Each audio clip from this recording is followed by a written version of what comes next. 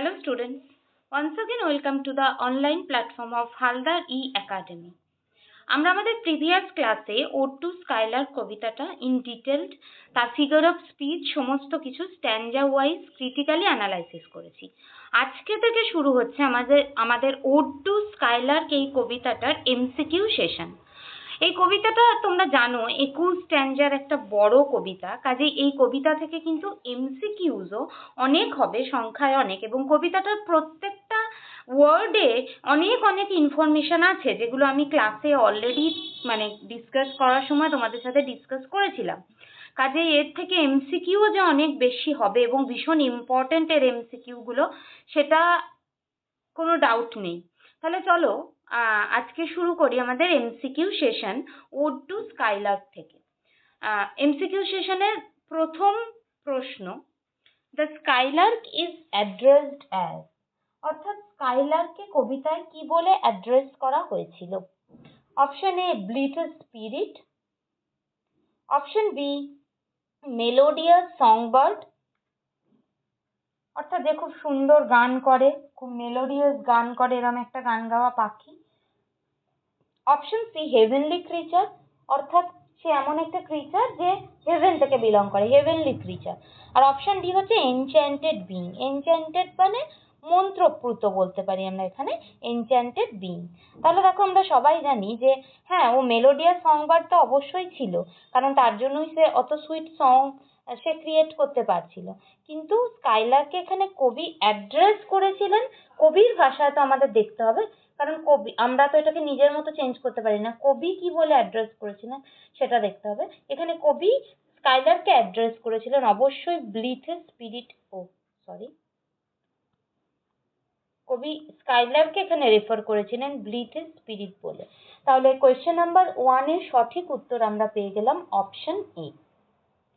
দেখবো পরের প্রশ্ন, অর্থাৎ question number 2, the skylark is described as springing from, স্কাইলার্ককে কিভাবে ডেসক্রাইব করা হচ্ছে, অর্থাৎ স্কাইলার্ক কোথা থেকে এসেছে, কোথা থেকে তার উৎপত্তি?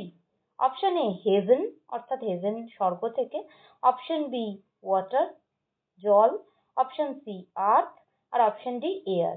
দেখো স্কাইলার্ক কিন্তু অবশ্যই আর্থলি বিইং, এবং তার জার্নিটা যেটা দেখানো হয়েছিল সেটা কিন্তু আর্থ থেকেই শুরু হয়েছিল, একটা আপওয়ার্ড জার্নি, একটা একটা একটা আপরাইজিং একটা স্টেট দেখানো হয়েছিল।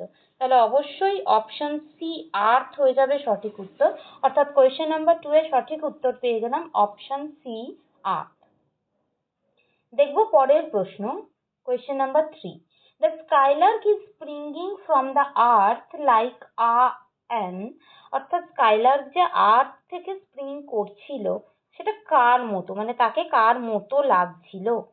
Option a flower in Bloom, অর্থাৎ ফুটন্ত ফুল, অপশন বি হুইল উইন্ড, অর্থাৎ চরকি, অপশন সি বলছে ক্লাউড অফ ফায়ার, অর্থাৎ ক্লাউড অফ ফায়ারের মতো, আর অপশন ডি হচ্ছে শুটিং স্টার। তাহলে দেখো আমরা কিন্তু দেখেছিলাম যে স্কাইলার্ক সে যখন আর্থ থেকে আপওয়ার্ড জার্নিতে ওপরের দিকে উঠছে সেটা দেখতে কিন্তু লেগেছিল, কবি বলেছিলেন ক্লাউড অফ ফায়ারের মতো। তাহলে 3 নাম্বার প্রশ্নের সঠিক উত্তর আবার পেয়ে যাচ্ছি option C cloud of fire.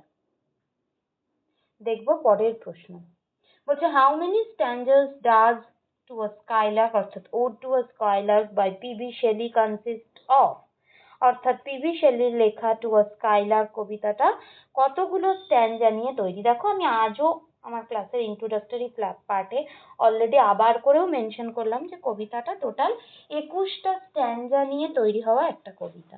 তাহলে অবশ্যই অপশন এ তেই দেখো 21 রয়েছে, বি বলছে 14, সি 7, আর ডি হচ্ছে 4। তাহলে অবশ্যই 4 নাম্বার প্রশ্নের সঠিক উত্তর হয়ে যাচ্ছে অপশন এ 21, অর্থাৎ কবিতাটা 21 স্ট্যান্জার একটা কবিতা।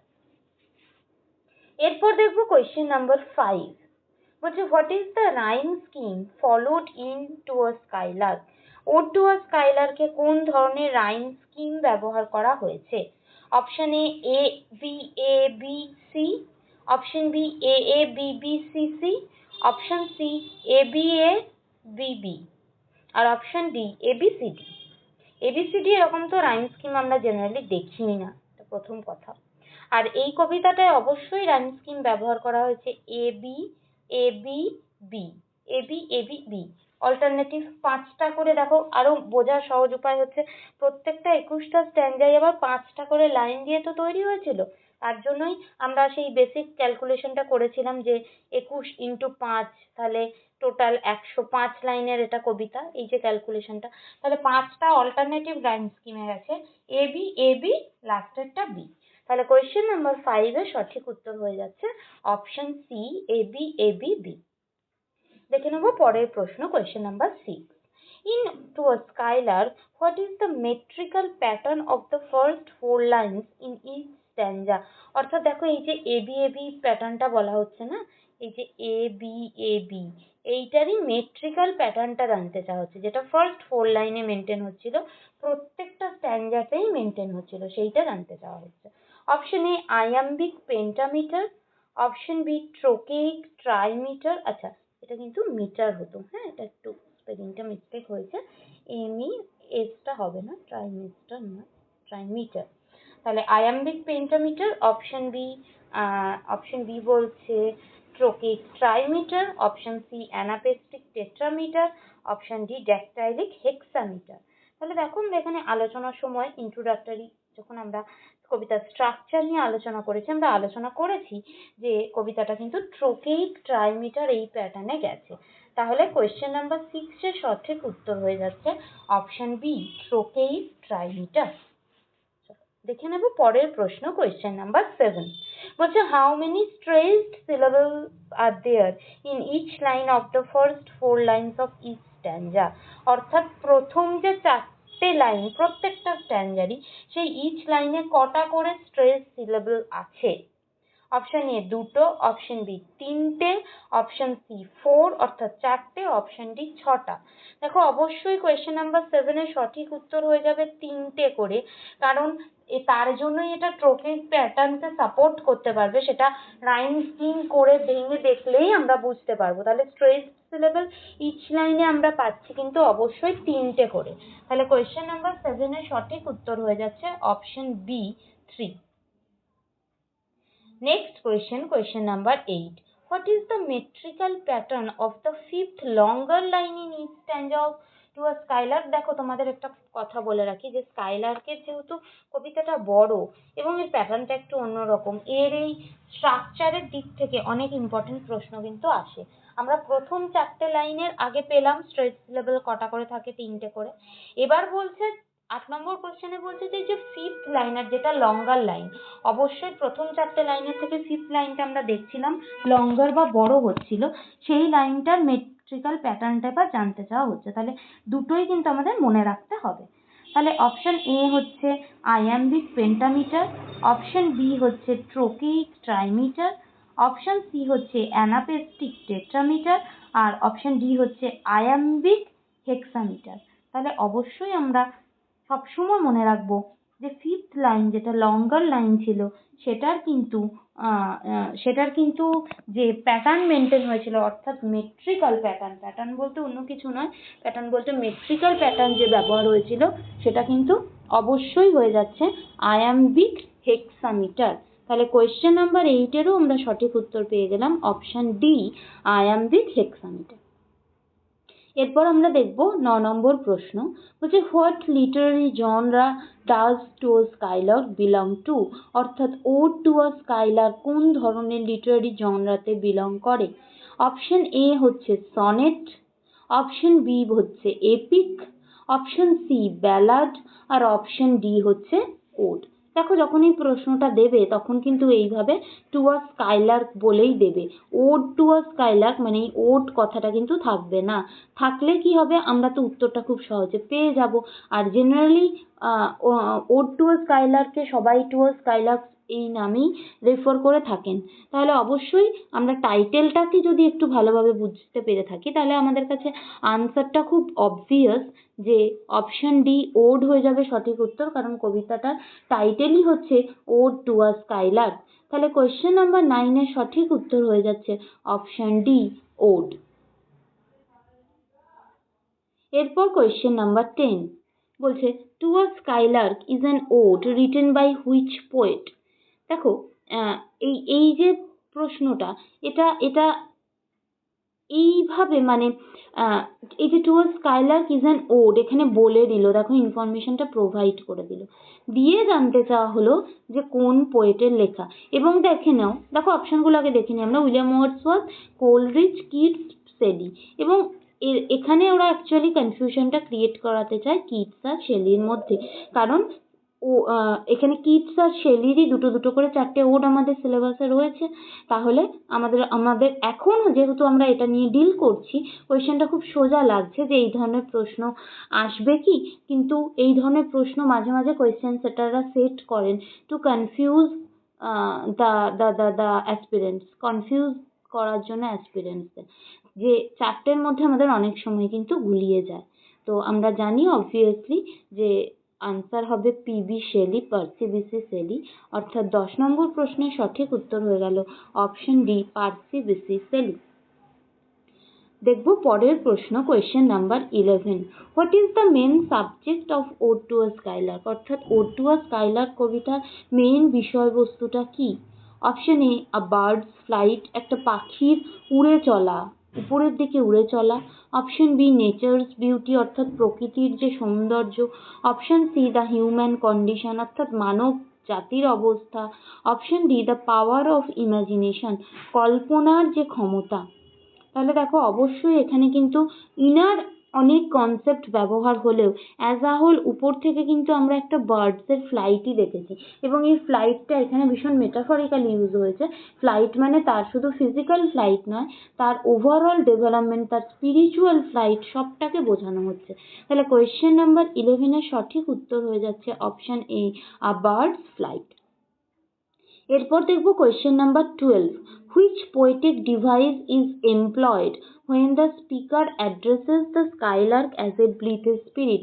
অর্থাৎ কোন ফিগার অফ স্পিচ বা পোয়েটিক ডিভাইস কবি বা স্পিকার ব্যবহার করেছেন যখন তিনি স্কাইলার্ককে ব্লিথে স্পিরিট বলে দাবি করছেন?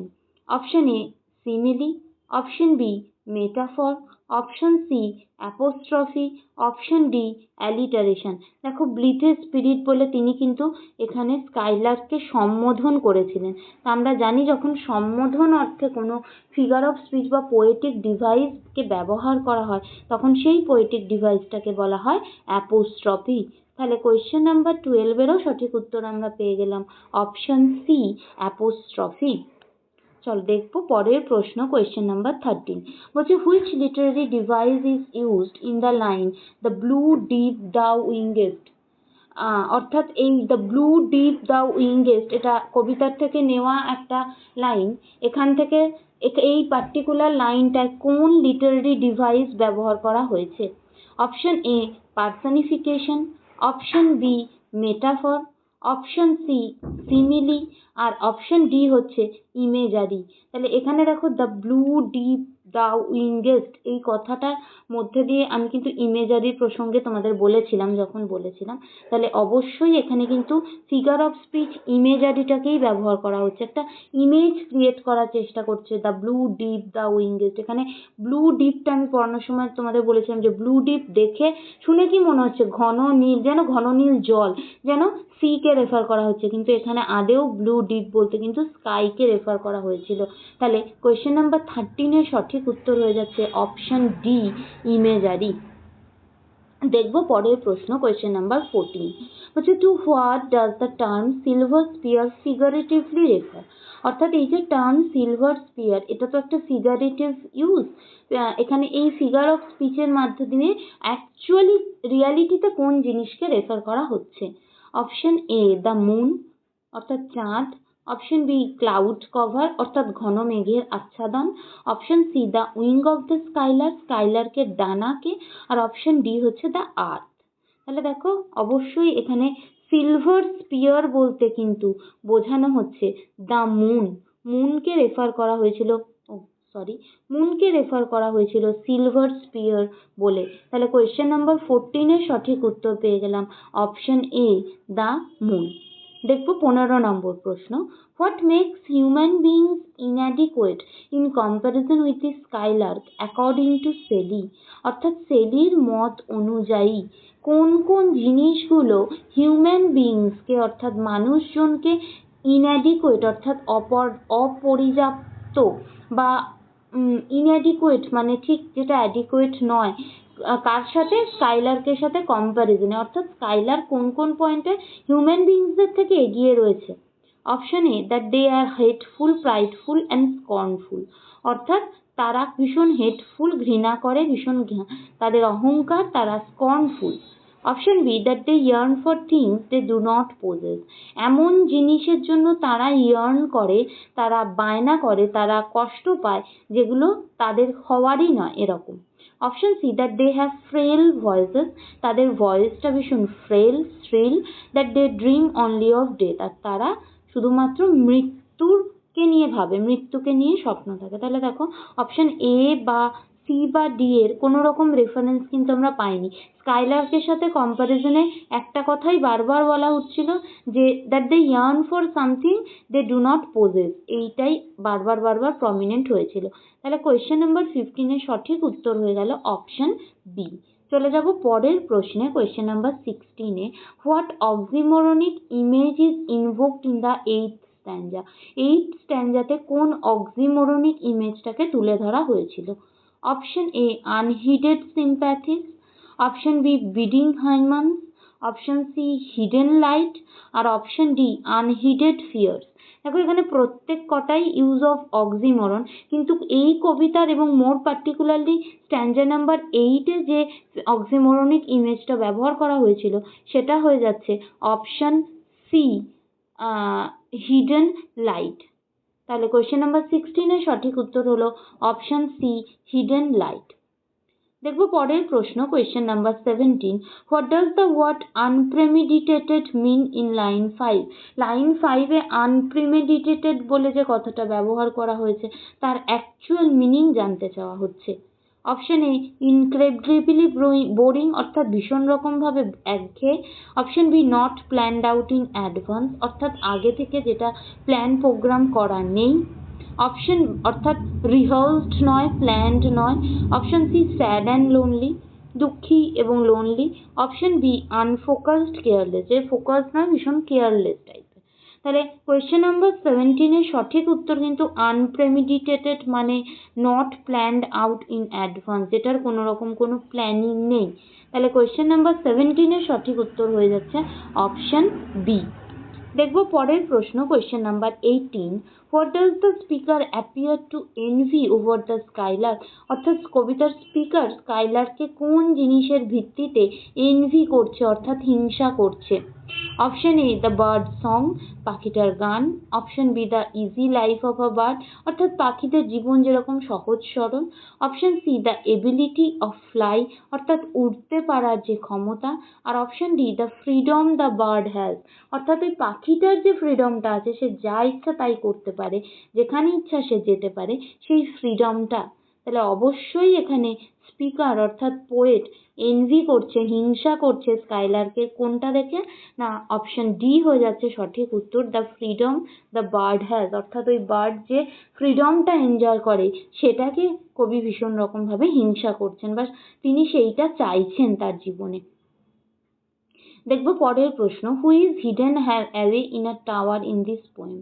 কবিতায় কে ওই টাওয়ারের কাছে হিডেন অ্যাওয়ে, অর্থাৎ কাকে টাওয়ারের কাছে লুকিয়ে রাখা হয়েছে? Option A, a maiden. Option B, a rose. Option C, a poet. Option D হচ্ছে ট্রেজার মানে ধন সম্পদ। তাহলে দেখো আমরা জানি আ মেইডেন, মেইডেনকেই হিডেন অ্যাওয়ে করে রাখা হয়েছিল টাওয়ারের ওখানে। তাহলে 19 নম্বর প্রশ্নের সঠিক উত্তর হয়ে যাচ্ছে অপশন এ। দেখে নেবো আজকের এমসিকিউ সেশনের লাস্ট প্রশ্ন, তবে এমসিকিউ সেশনের অনেক ইম্পর্টেন্ট প্রশ্ন আরও আছে তোমাদের সাথে। আজকের ক্লাসের লাস্ট প্রশ্ন দেখে নিই, fill in the missing word in this line from the poem থেকে এরকম এই কবিতাটা থেকে বিশেষ করে ছোট ছোট ফ্রেজ তুলে কিন্তু প্রশ্ন আসবে। তাহলে কোরাস ড্যাশ, কোরাসের পর কোন শব্দ ব্যবহার করা হয়েছিল। তার জন্যই আমি বারবার তোমাদের বলছি টেক্সটটা ভীষণ থরলি পড়তে হবে, ওয়ার্ড বাই ওয়ার্ড পড়তে হবে, একদম ভিতর থেকে কিন্তু এমসিকিউ আসবে। Option A autumnal, option B real, option C hymeneal, option D line. তাহলে দেখো একেবারেই কিন্তু আমরা জানি কথাটা ব্যবহার হয়েছিল কোরাস হাইমেনিয়াল, কথাটাই আছে কোরাস হাইমেনিয়াল। তাহলে 20 নম্বর প্রশ্নের সঠিক উত্তর আমরা পেয়ে গেলাম অপশন সি হাইমেনিয়াল।